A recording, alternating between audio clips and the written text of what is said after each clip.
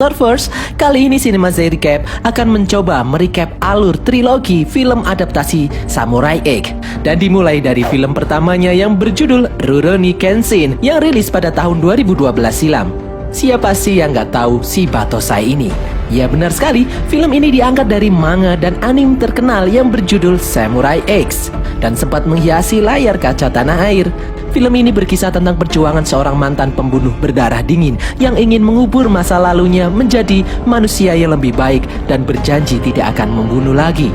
Film ini disutradarai oleh Keiichi Otomo dan dibintangi oleh Takeru Sato dan Emi Takei. Tidak usah berlama-lama lagi, langsung saja kita masuk ke alur film Rurouni Kenshin.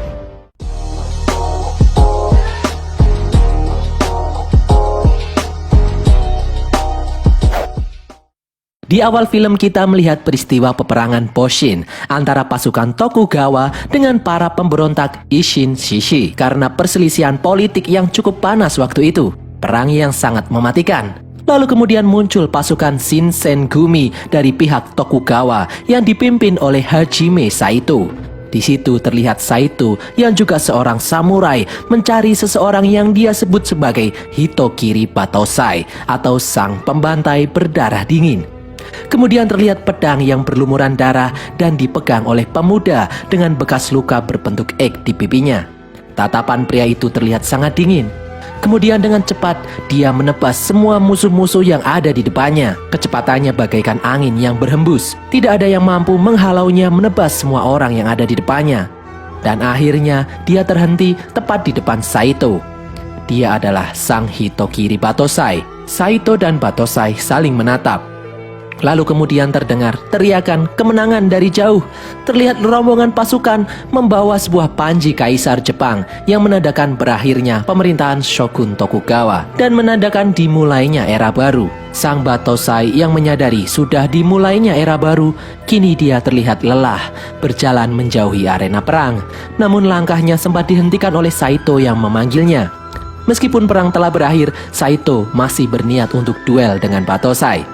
Karena jalan hidup seorang samurai adalah mereka hidup dan mati dengan pedang. Reaksi sang Batosai terlihat biasa saja mendengar tantangan itu. Kemudian terlihat sang Batosai menghunuskan pedang ke tanah, yang berarti dia sudah lelah. Dia sudah tidak ingin bertarung lagi dan berjalan menjauhi Saito. Lalu malam harinya, terlihat salah satu samurai dari perang tadi terbangun di antara tumpukan mayat para samurai yang tewas di peperangan. Dia berjalan sempoyongan dan memegang sebuah pedang yang menancap. Seketika dia merasakan kepedihan yang sangat saat memegang pedang itu. Itu adalah pedang yang telah merenggut ratusan nyawa. Pedang yang ditinggalkan sang Batosai si pembantai. 10 tahun berlalu, terlihat Admiral Aritomo Yamagata berpidato di depan pasukannya. Semenjak restorasi Meiji, Jepang membuka perdagangan bebas dengan pihak luar negeri, khususnya negara barat. Dia bertekad membuat pemerintahan baru Jepang maju dan berkembang.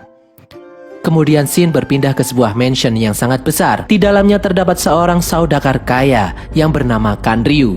Dia memanggil beberapa orang, salah satunya seorang wanita yang bernama Megumi. Kanryu memuji mereka karena sudah membuat jenis opium baru yang sangat adiktif. Kanryu kemudian menyuruh mereka pergi. Namun saat Megumi dan satu rekannya akan melewati pintu langsung ditutup oleh anak buah Kanryu. Di luar ruangan ternyata teman-teman Megumi yang lain dibantai tanpa ampun oleh para pembunuh bayaran Kanryu. Kanryu menyebutkan hanya butuh satu orang untuk membuat opium itu. Kanryu kemudian memilih Megumi, dan teman Megumi yang satunya terlihat ketakutan dan kabur melompat dari jendela. Kanryu terdengar akan menyuruh Batosai untuk membereskan orang yang kabur itu. Kemudian setting pindah di jalanan kota Edo. Terlihat Batosai berjalan di antara kerumunan dengan antusias. Lalu berpindah di lain tempat, terlihat Saito yang kini menjadi anggota kepolisian Edo menyelidiki kasus kematian pria yang semalam kabur dari tempat Kanryu. Ternyata dia adalah anggota polisi yang menyamar. Terdapat kertas di sampingnya yang menandakan kalau ini adalah ulah Batosai si pembantai.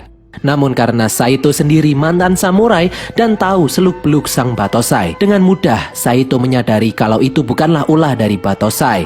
Kemudian berpindah ke tempat sang Batosai sendiri yang sedang berjalan sambil memegang sate bakso di tangannya. Perhatiannya teralihkan oleh pengumuman tentang teror Batosai si pembantai. Dia sendiri pun merasa kebingungan. Lalu di sampingnya muncul seorang wanita yang menodongkan pedang kayu ke arahnya, menyebut dirinya mencari Sang Batosai. Sang Batosai itu sendiri mengaku sebagai seorang samurai yang sedang mengembara. Wanita itu bernama Kaoru Kamiya. Kaoru kemudian penasaran dengan pedang yang dibawa pria ini. Lalu dia menunjukkan kalau pedang yang dibawanya memiliki sisi tajam yang terbalik di bagian dalam, berbeda dengan katana pada umumnya. Kaoru kemudian sadar bahwa susah membunuh orang dengan katana seperti itu. Pasti bukan orang ini pelakunya. Kemudian Kaoru memberikan kain untuk membersihkan diri dan pergi meninggalkan pria itu. Berpindah di kediaman Kanryu. Kini dia didatangi oleh Saito. Saito mencurigai Kanryu adalah dalang pembunuhan yang terjadi baru-baru ini. Kanryu mencoba menyogok Saito namun ditolak oleh Saito.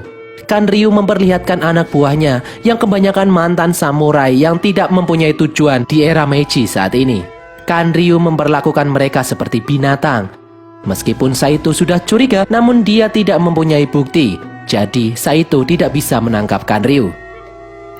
Kanryu pun masuk ke dalam mansionnya. Di dalam, Kanryu dikabari kalau Megumi menghilang. Dia panik, Kanryu takut bisnis haramnya terbongkar. Dia pun memerintahkan salah satu anak buahnya, Jin-ei, untuk mencari Megumi. Jin-ei ini adalah orang yang di awal film tadi terbangun dan mengambil pedang Batosai. Ternyata orang yang selama ini melakukan pembunuhan dengan atas nama Batosai adalah Jin-ei ini. Lalu berpindah ke tempat Megumi. Ternyata Megumi saat ini sedang ada di kantor polisi mencari perlindungan. Namun kemudian terdengar teriakan kekacauan dari luar. Itu adalah ulah Jin-ei. Dia mencari Megumi. Dia membantai para anggota polisi satu persatu. Megumi pun ketakutan dan berlari mencari tempat persembunyian.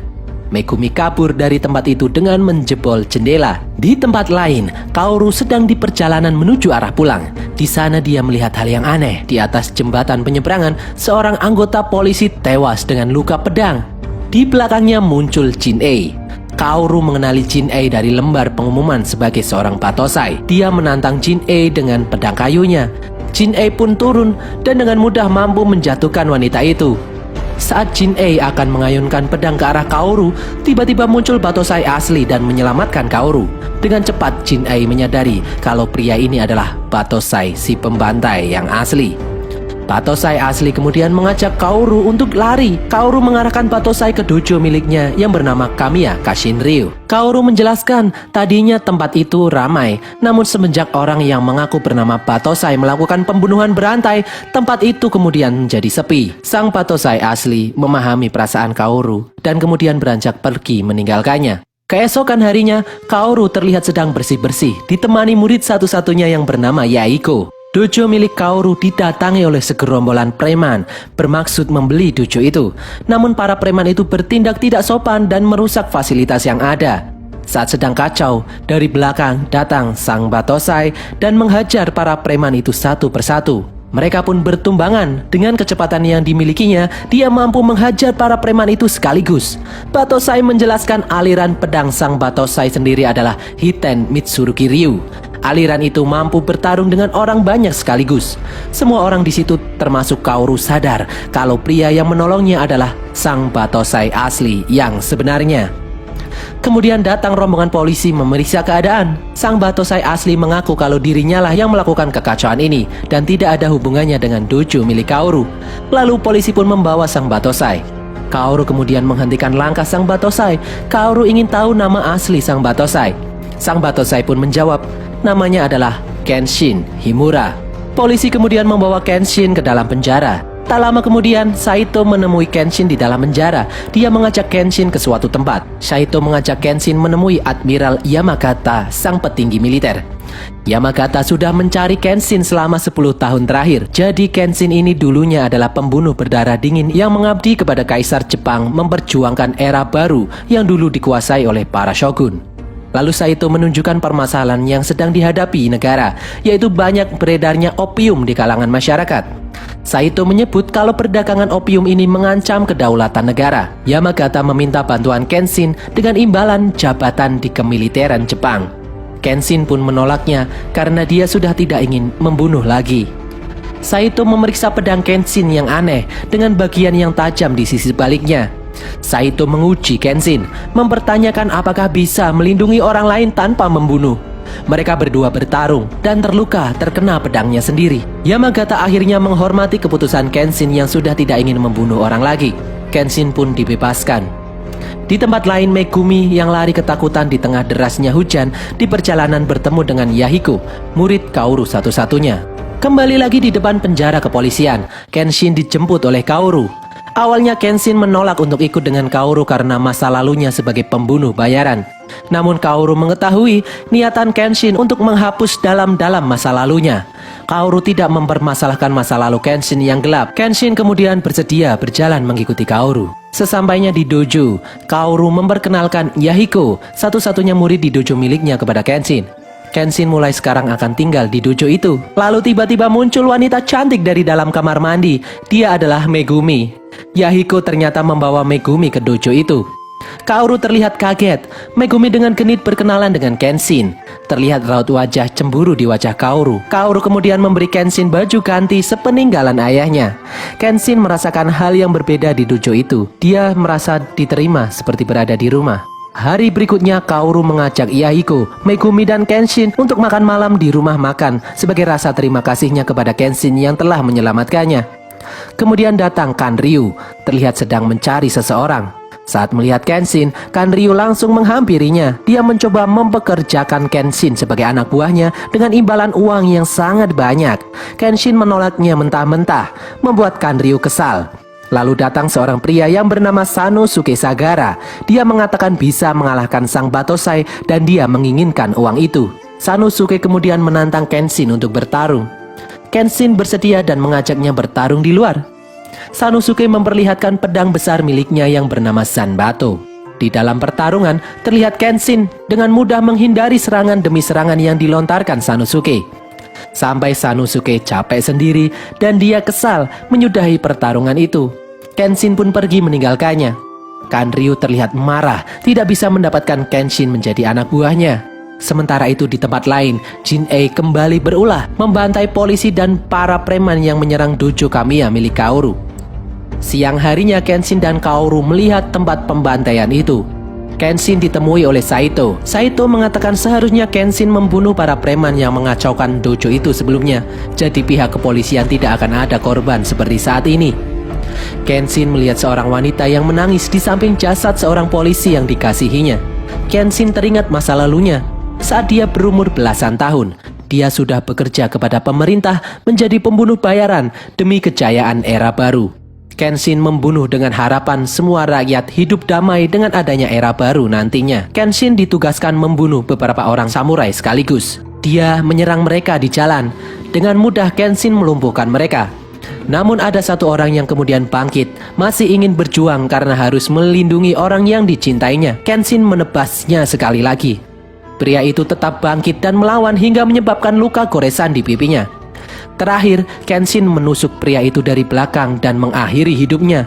Benar-benar Kenshin tak memiliki belas kasihan pada saat itu. Siang harinya di tempat yang sama terjadi hujan lebat. Kenshin melihat seorang wanita menangis di samping mayat pria yang semalam dibunuhnya. Hal inilah yang membuat Kenshin berniat tidak ingin membunuh lagi setelah era baru Jepang sudah dimulai nantinya. Malam harinya di kediaman Kanryu, terlihat dia membuka paket yang berisi senjata berat otomatis. Kanryu berniat menjual opiumnya ke seluruh daratan Jepang dengan cara menyogok para koruptor di pemerintahan, menukarnya dengan persenjataan.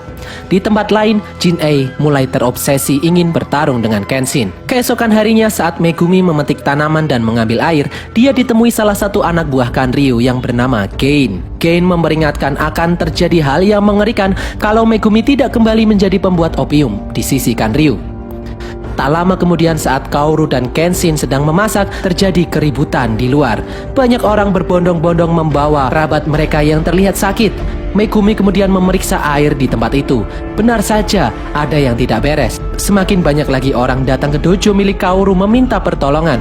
Termasuk Sanosuke membawa kerabatnya yang sakit. Tidak ada dokter di sekitar situ, membuat mereka tak tahu harus meminta tolong kepada siapa. Megumi mengatakan mereka keracunan rodentisida. Megumi dengan kemampuannya menyuruh Kenshin dan Sanosuke membeli bahan-bahan obat sesuai petunjuknya dan meminta Kaoru memanggil tabib dari kota sebelah untuk membantunya. Mereka semua berjuang menolong orang-orang yang keracunan. Saat mereka istirahat, Kenshin menemui Megumi yang sedang duduk di pinggir sungai. Kenshin bertanya asal-usul Megumi. Ternyata keluarga Megumi adalah keluarga dokter yang terhormat sepanjang generasi. Namun saat perang di Pulau Aizu, hampir semua anggota keluarga Megumi terbunuh, menyisakan seorang anak perempuan yang selamat. Megumi kemudian bertanya asal-usul luka di pipi Kenshin. Kenshin pun menjawab satu goresan berasal dari samurai muda yang dia bunuh dan goresan lainnya berasal dari istri samurai muda yang telah dia bunuh itu. Kemudian Megumi menjelaskan dirinya sebatang kara, terpaksa bekerja untuk Kanryu membuat opium untuk tetap bertahan hidup. Malam harinya, Kenshin memikirkan ulah Kanryu yang sudah kelewatan batas. Sanosuke mengetahui niatan Kenshin dan berniat membantunya menyerang kediaman Kanryu. Ditambah-tambah ternyata Megumi pergi kembali menemui Kanryu. Kenshin dan Sanosuke kemudian bergegas menyusul Megumi. Di tempat Kanryu, Megumi sudah sampai di sana. Saat Kanryu mendekat menemuinya, ternyata Megumi membawa belati dan berniat membunuh Kanryu. Namun aksi Megumi ini bisa dihentikan oleh anak buah Kanryu. Megumi pun terjatuh. Kemudian di luar terdengar keributan.